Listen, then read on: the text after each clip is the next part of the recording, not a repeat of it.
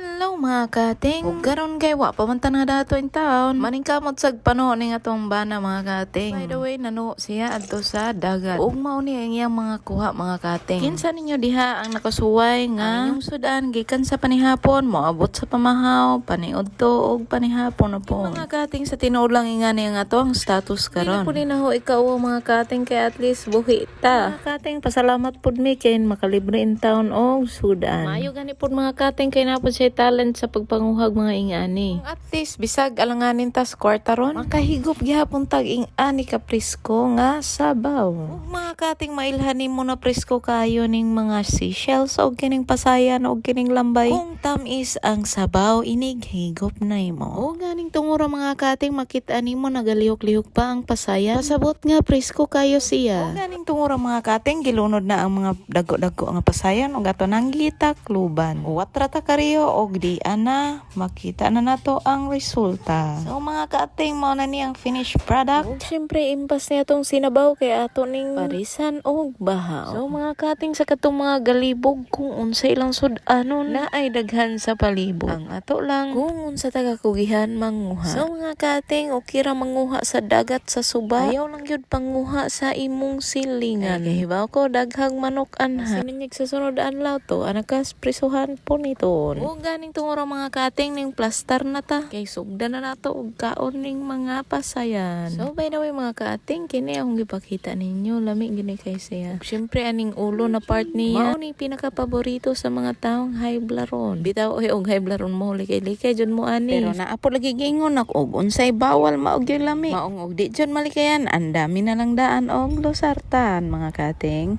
So mga kating para sa mga tao na naigiagyan karon or mga nagkalisod karon, just always remember na dili lang ing anak pirmi ang imong sitwasyon. Syempre maabot ra pod ang panahon nga makaginhawa ta. Makaginhawa gikan sa mga utang, makaginhawa sa pangkonsumo, ug syempre makaginhawa sa kung unsay mga panginahanglanon sa atong pamilya. Ang importante lang yun you are always happy with what you have. Ug syempre mga kating bisag unsa ta ka haggard karon, sagdi lang kay sunod adlaw di na ta mahagard.